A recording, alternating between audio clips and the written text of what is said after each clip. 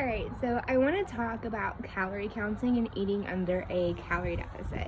So like I posted yesterday, when I first started my fitness journey, my health journey, like I said, I don't really like to call my weight loss journey because I wasn't trying to lose weight. It's just been like an added benefit. But first I started with just listening to my stomach. I always grew up with like finish your plate, and I just felt so guilty about throwing food away because there's starving kids in like Africa and I'm being wasteful. So I was always overeating because I was putting too much on my plates. Or of course, like your eyes are always bigger than your stomach.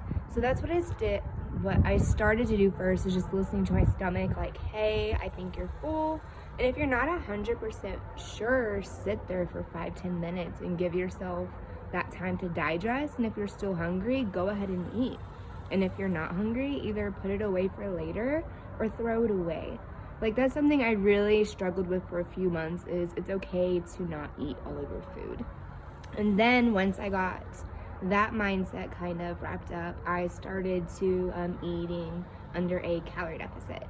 So I use MyFitnessPal. I love that app. I've been using it for years now. Because this isn't my first time to lose weight. I also lost weight when I was 16, but it's a lot easier when you're a teenager than when you're 25 to 27. So my calorie deficit was 1,500 calories, if I remember correctly, when I first started. So I will say you cannot out-eat your fork. And I didn't even necessarily like limit the things that I ate. I just ate under that calorie deficit. So I ate whatever I wanted. I was just a little bit more mindful about what I was putting into my bodies, especially when it comes to drinks. If there's one thing you don't know, drinks are a lot of calories, especially your little Starbucks drinks. Like one white chocolate mocha venti is like 640 calories, and that's literally almost all my calories for the day. So just be very mindful of what you drink. One thing that really helped me to be disciplined, because what I've seen a lot of people say is I do good for 2 weeks but then I stop, is I printed off a calendar.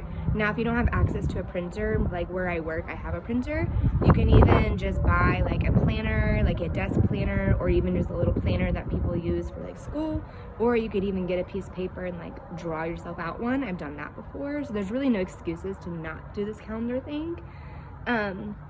So I would set up my calendar, and my goal was 80% of the days. So I looked at my calendar and I said, okay, I know I have an event this day, and this day.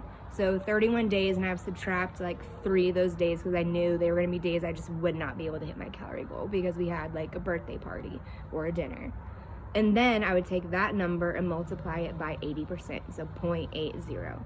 So if I had 27 days and I multiplied it by 0.8, and God, I don't know the math, so that'd probably be like 17, 18 days out of 31 that I would have to hit my calorie goal.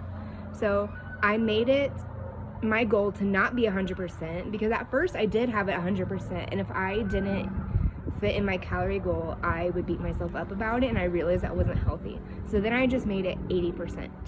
80% of the month, I'm going to hit my calorie goal.